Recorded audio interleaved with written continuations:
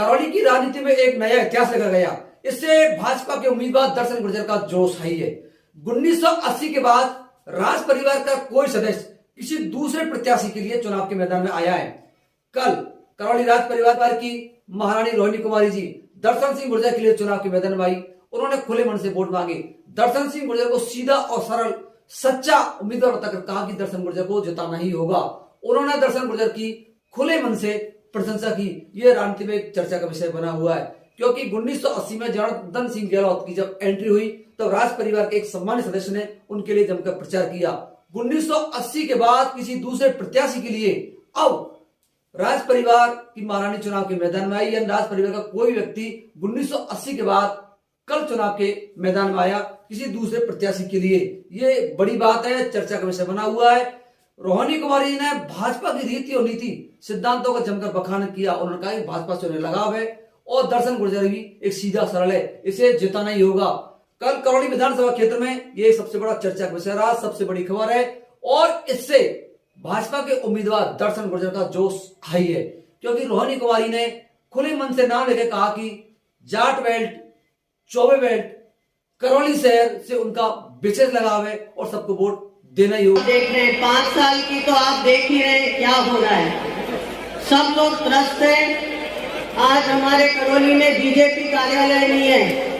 हम पूरे राजस्थान में घूमते हैं, हम सब जगह जाते हैं, हमको सुंदर सुंदर बीजेपी के कार्यालय दिखते हैं, पर करौली और हिंडौन में 0।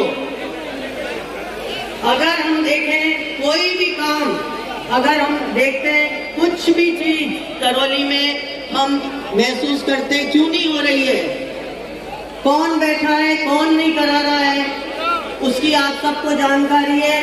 एक एक बच्चा हमारा यहाँ का जागरूक हो गया है। आज हम प्रण करते हैं कि हम करौली में हमारी माताएं, बहनें, बच्चियां 12 बजे भी रात के सुरक्षित कहीं पे भी जा सके, उस और हमको करौली को ले जाना है। ये बहुत गंभीर बात है। मैं आप सबसे हाथ जोड़ के निवेदन कर रही हूँ कि अब सोने का समय नहीं है। आपके पास में ऐसा प्रत्याशी है जो कि यहाँ की एक एक परिवार से जुड़ा हुआ है और हमेशा आपके साथ में रहा है। उसको एक एक चीज पता है और हम बैठे हैं दरबार साहब और मेरे आशीर्वाद से हम आपके साथ में हैं। हमेशा हमारा परिवार आपके साथ है और सबसे मैं यही विनती करती हूँ कि आपको अपने खुद की विजय करनी है। कोई जात पात नहीं सोचनी है, कुछ नहीं सोचना है।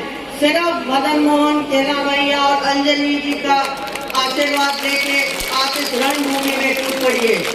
अब ये सोने का समय नहीं है। आपने बालिका का जो भी बालिकाओं के संग में हुआ है वो भी देखा है, शर्म से अपने गर्दन झुक जाती है। बहुत अफसोस की बात है, हम लोगों को मार मार के इन्होंने इतना कठोर बना दिया है कि अब आंसू भी हमारे लोगों के नहीं निकलते।